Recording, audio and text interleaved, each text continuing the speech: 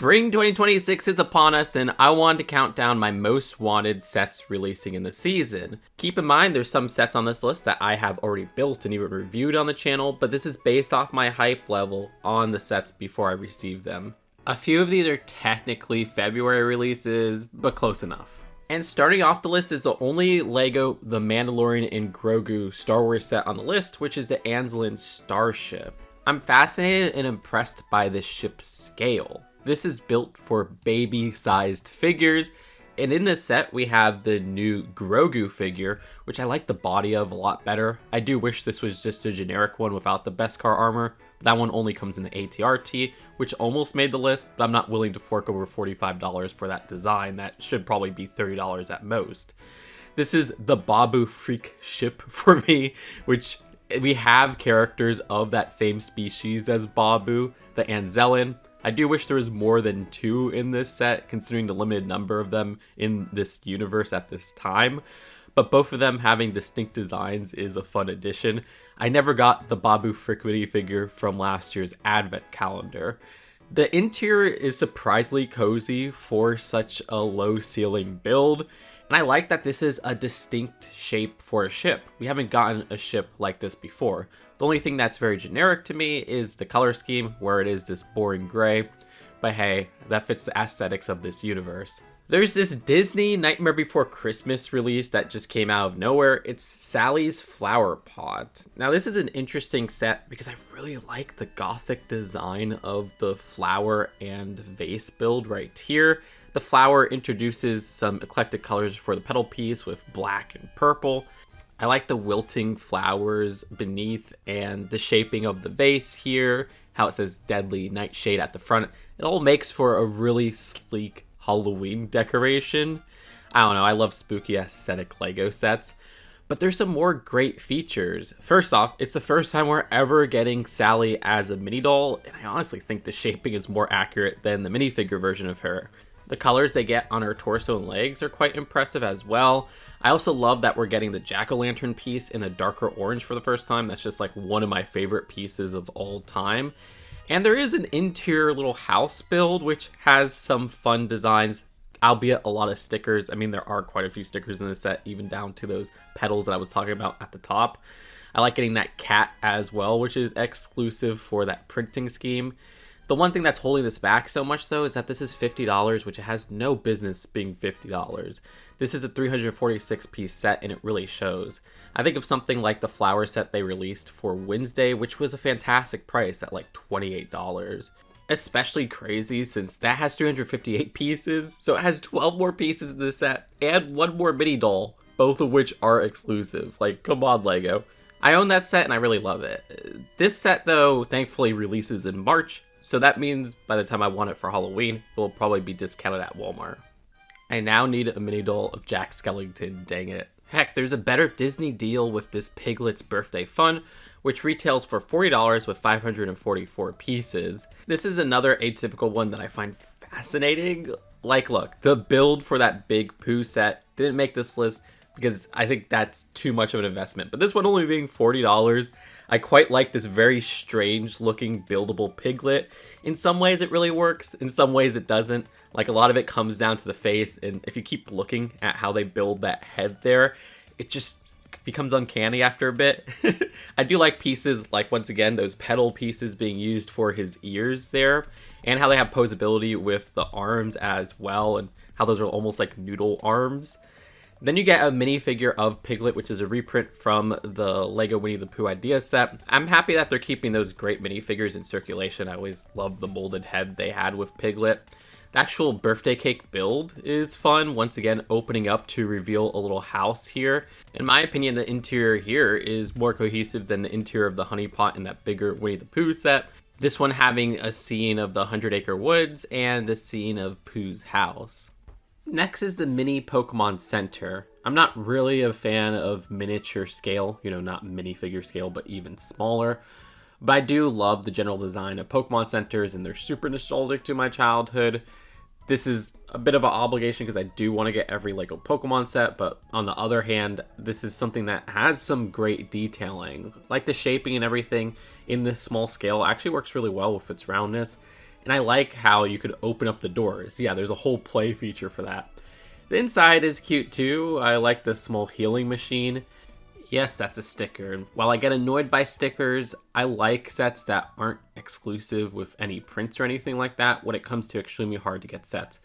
It's more of a precedence thing. And this is something that is very hard to get because you have to fork over 2,500 LEGO Insiders points, and then you have to make another purchase after that. The dollar equivalent in the United States to 2,500 points is $384 and around 60 cents. So you could say $385.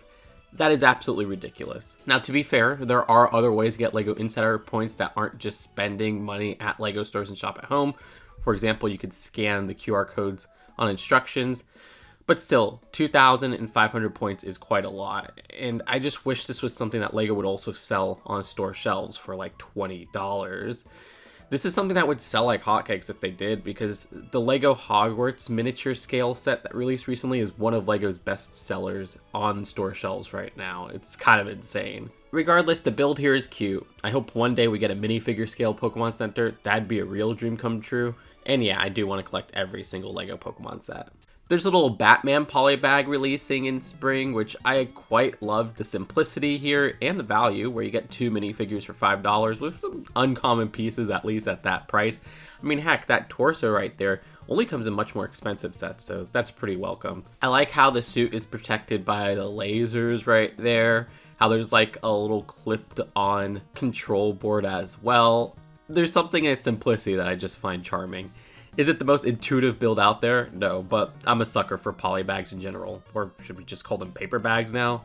I find the buildable Kevin and Doug set from LEGO Disney pretty adorable. The price at $60 is good too. The design here gives us a pretty detailed Kevin, which yeah, that's the most detail we ever got before, as we've only gotten that brick heads. Love the shaping with the neck and the colors on the feathers there. And then the design for Doug is super adorable. I do wish they maybe used a different eye design instead of one that we've seen for many just basic LEGO sets.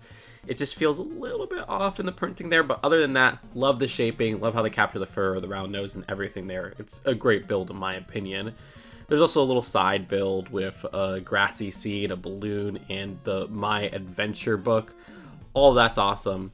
And while this is definitely not on the same level as the incredible Wall-E set that was released last year, it's a good follow-up in terms of getting these classic, at this point, Pixar characters in LEGO form. Y'all, I made a mistake. You see, there's this police train set that I thought released January 1st, so I put it on my winter 2026 most wanted list. Really, it releases March 1st, so I guess it earns a spot on this list as well. Look, I don't care about LEGO City Police sets anymore, so I'm waiting to probably buy this and not put any of those stickers on. But the front locomotive is probably my favorite part of this train design. I think it looks atypical compared to other LEGO trains. LEGO City trains have been killing it recently. I really loved last summer's Arctic train set. The design here is the fun idea for a train heist, which I can't really think of outside of a Western setting from LEGO. The jail car, which has an exploding feature, is a lot of fun. You know, it's like an upgraded police transport truck. The design also has a pretty nice helicopter build as well, which is surprising because I also feel helicopters are overdone in the theme. I also like how it has that one minifigure who is awesome in this smaller police transport set. I didn't care to get that police transport set. I love getting Kill Bill reference minifigures in LEGO themes.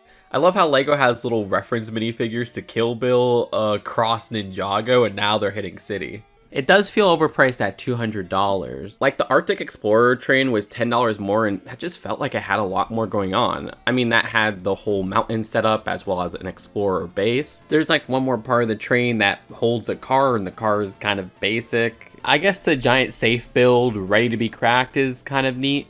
I mean, piece count wise, the difference is around 200 pieces between this police one and the Arctic one. So I guess even though it doesn't seem like that's too big of a piece difference, it really went a long way. Now I do own the Arctic one, and I haven't built it, so I won't worry about getting this one for quite a bit. I'll have to wait until it goes on sale or something like that. Look, I have a huge backlog, okay? Next is the only known LEGO Sonic release of spring 2026, which is Badnik Skorp. This is a Polybag set, which takes a Badnik, one of the enemy robot characters that only appears in a couple zones, but is prominently featured in one of my favorite zones of all time, which is Sandhopolis from Sonic & Knuckles or Sonic 3 & Knuckles. The design here actually does a really great job of capturing that enemy. I just wish these Polybags for LEGO Sonic included a minifigure as well. It would feel like a more worthy value at that $5 price. I mean, most other themes, when they get Polybags, have a minifigure in them. I do like that they give us Badniks that don't appear in any other LEGO Sonic sets. That's cool, and it gives a little bit of exclusivity to this design without much of an investment. Sure, it feels a bit like an assignment, but I'm glad they did a more obscure character from one of my favorite zones. It's weird how there's one LEGO Animal Crossing set for the first half of 2026. The design here is actually one of the best values for a Polybag on this list, though, because this is the first time we're getting Tom Nook in a set since the one $75 set that was released back when the theme started in 2024. This is such an iconic character, and to get him so cheap is very welcome. I like the little build of the present, which has the balloon attached to it. That's something that also came in the first wave, the $40 Isabel's Visit set, so it's nice to see that iconic part of Animal Crossing in such a cheap way. Little prints here and there that we've seen in many sets but are still welcome. I hope this LEGO Animal Crossing theme survives, even if I have problems with, say, the design of Tom Nook, where, yeah, they should have made a new round tail piece. It's okay, though. The Spider-Man vs. Anti-Venom heist is a Polybag with a little bit more weight than the other ones on this list, because this actually introduces an exclusive figure. Yeah, this Anti-Venom right here has an exclusive body piece. Now, we have seen this body piece in white before, but every time it's had printing. So it's kind of crazy that we get an exclusive version of that piece in a random afterthought of a set. But I think that's giving it a little credit because I do think this is a nice build. I like how this build for the ATM little corner right here actually connects to the modular series that LEGO has been putting out for Marvel since last year. You can't see it in these pictures, but there's a 1x2 brick at the back of the build that has 2 technicals.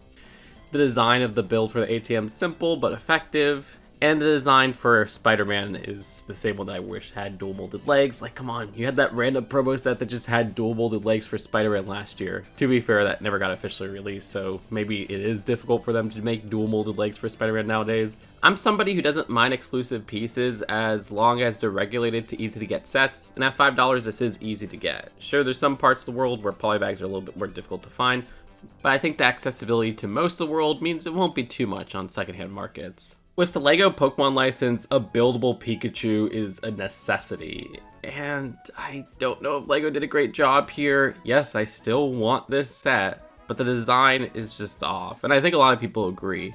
It all comes down to the face. The eye section right here feels weirdly shaped. It's almost like they're wearing a headband or something like that, a face mask like a TMNT. Also, the shaping around the mouth and those weird extra cheeks around the mouth, I don't know, dimples, it just doesn't fit well in my opinion. And really, that's my problems with the set, because I think the body and everything here came out perfect. Sure, the design here has a very weird posing feature where, yeah, the posing position, you have to stick this up Pikachu's, but I mean, I get what they're going for here. Pikachu's popping out of the Pokeball. It makes sense there, and of course you could remove Pikachu from that stick design. I just wish they did the face better. At $200, I also wish this was cheaper. It has 2,050 pieces, and it does feel like something that could have been like $150 even with that same piece count, if you ask me.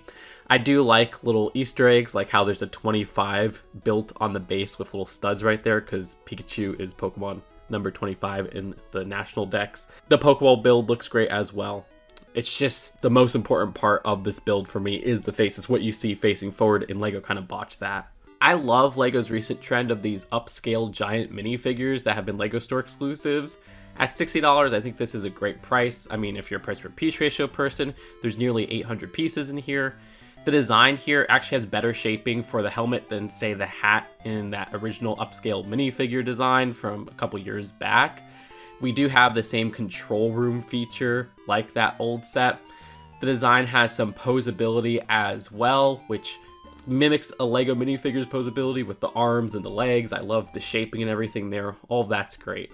There's no minifigure of a classic space person in blue included in this set. Instead, we get this classic robot, which has appeared in some tribute sets here and there since. But to get a classic blue space person, you have to get a lot of different sets or just get a couple pieces secondhand that are out of print at this moment. Like, yeah, there was the Gamer's marker with the blue helmet. There were some remake vintage minifigure series from the early 2010s with the torso, or even this little promo set right here. Sure, it's easy to get Benny, but it's hard to get one of those. I get that none of that is necessary, but the expectation was set with that original upscale minifigure, including a minifigure based on the giant minifigure included in the set. Like I said, the build here is still fantastic, but it does feel like that aspect is missing. As part of the celebration of LEGO Batman's 20th anniversary, we're getting 3 $30 Batmobile sets, which release March 1st. The one I want the least is the Batmobile from the Batman, but that doesn't mean it's a bad set. No, this is a clear improvement from the 2021 set. The design here is just one of my least favorite Batman Batmobiles in terms of having that dodgy look. Still, I love how they capture the shaping, and you'll see with the other Batmobiles, they use this piece right here, which adds some really peculiar angles on these Batmobiles that's necessary. The update to the Pattinson Batman minifigure is so welcome, where we actually have dual molded legs for the minifigure. I mean, look, LEGO Marvel isn't doing that with a set this cheap. Speaking of that though, I do wish this set was $28, because you have those LEGO Speed Champion sets that are actually $28. And like that Back to the Future Speed Champions or F1 Movie Speed Champions from January has one more minifigure. You look at the last version of this particular Batmobile, we had the Penguin in there, so it does feel like something's missing in that regard. I love when LEGO gives us random sets off of new movies that were unexpected, and we're getting that with a LEGO Icons Project Hail Mary release on March 1st, 2026. This is the first movie from Phil Lord and Chris Miller as directors since 2014 when they released the LEGO Movie and 22 Jump Street. And apparently they were part of the force of why this became a set. They specifically requested for this and LEGO thought it was a good idea. Here we have a $100 version of the Project Hail Mary ship, which unfortunately is not minifigure scale. I get it, a minifigure scale version of this would be at least $300, and this is a bit of a risky licensing choice since, you know, this isn't part of a franchise or anything like that. So I totally understand their decision to make this mid-scale. Now, I wasn't super interested in the build until I saw this video of the play feature in place.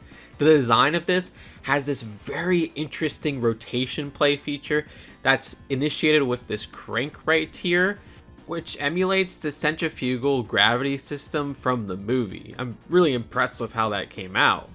But look, at the end of the day, I'm a minifigure lover, and this is our first ever Ryan Gosling minifigure. Yeah, none of his other characters have come out in LEGO, so that is very welcome, but I love this red spacesuit, almost giving me Red Galaxy Squad vibes. The design here having a new face print as well, and also the 1x1 print of a tape measure is surprisingly really useful. Like, that's just a good design to have around a LEGO City setting. I like how this display part at the front, which also has this character called Rocky, has the option to display on its own. Do I think it is worth the $100 price? No, I do think that's pretty steep. Like, I wish it was $70 or $80, but this is just a very interesting set the more I learn about it. Next is the insanely priced $650 Venasaur, Charizard, and Blastoise. I don't even think that's that bad of a deal for the price per piece count. It's just so frustrating that LEGO has locked these 3 Pokemon to one specific set. Sell them separately, dang it. Regardless, the builds for all of these I think came out excellent. I absolutely love the Blastoise build, which almost gives me some vibes of the LEGO Bowser build. You got that round shell at the back. The design for Charizard looks excellent, where they really capture the roundness of the character that I was worried would be lost in its LEGO form. You also have another display feature of that going up there. But then there's Venasaur, and the design for Venasaur I've heard is the weakest of the bunch, and I could kind of see that with the face, but I still love how they captured this classic Pokemon. I mean, Bulbasaur was the starter I chose growing up, and I love how they captured the design, once again, with that roundness and a very organic look, where you have the design of that flower at the top, you have the vines and everything there. They capture the size really well. I love how they do the mouth especially. Great builds for all of these. The display stand I could have given or taken. I mean, that's something that if they got rid of, this probably would have been a lot cheaper set.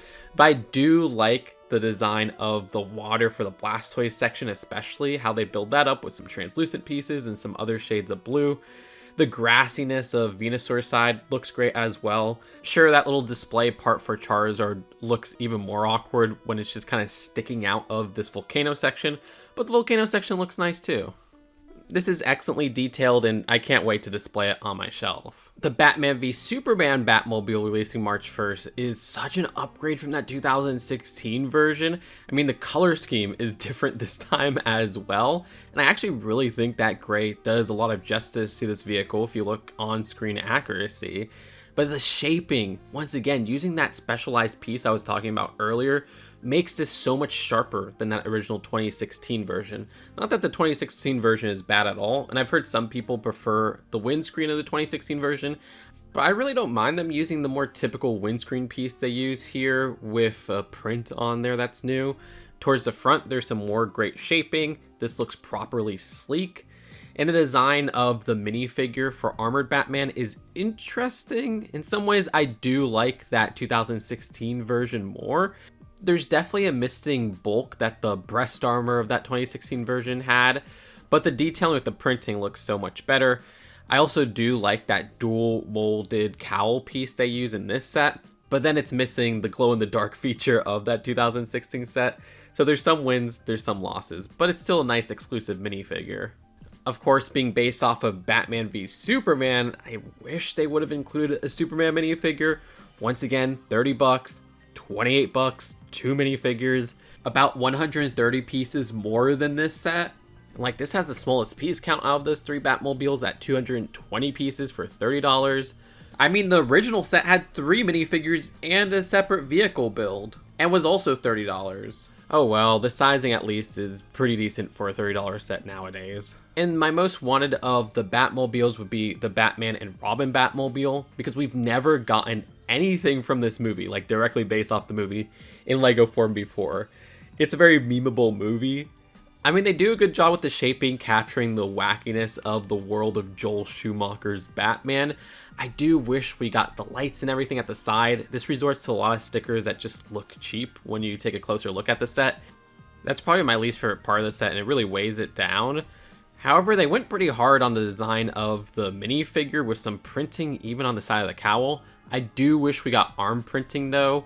Even some side leg printing would have been welcome. But yeah, I love how they capture that specific suit, though it is missing the most important part, which were bat nipples. We should have got a bat credit card too. Come on, Lego. And this is the worst of them not including a minifigure, because again, this is the only set we've ever gotten from Batman and Robin, and it's called Batman and Robin. Just throw in a Robin minifigure, dang it. If you told me I would be so enthusiastic about this Lego Kanto badge set from Pokemon, I wouldn't have believed you until I saw this set.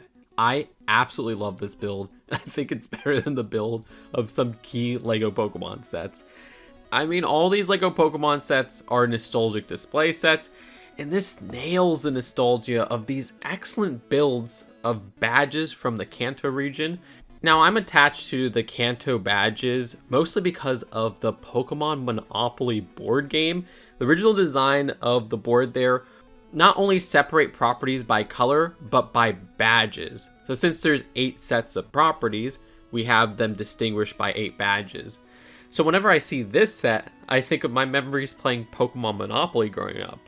The design of those badges being so distinct from each other are excellently captured in shaping and builds with very simplistic but effective designs.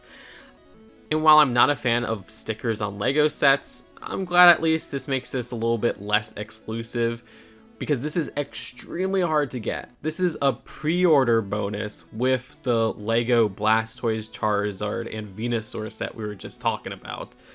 And pre-orders sold out for that like a billion times. Apparently you could also get it by buying the set at Lego stores and shop at home, but I don't know if that's going to last beyond launch day because giveaway promos sell out very fast. It's already going for like 200 on Bricklink. I also love the case that these badges are in, where we used this windscreen piece 4 times so that you could see from the top there the badges carefully inside the box. That's really lovely and premium feeling. So yeah, lots of nostalgia going on here, but hey, that's every LEGO Pokemon set released, including the LEGO Eevee set, which I think is exactly how I would want these large buildable Pokemon sets. This is the perfect sizing, the perfect price at $60, the perfect shaping for this character. How did they not botch Eevee, but completely botch the face of Pikachu? It's kind of perplexing to me.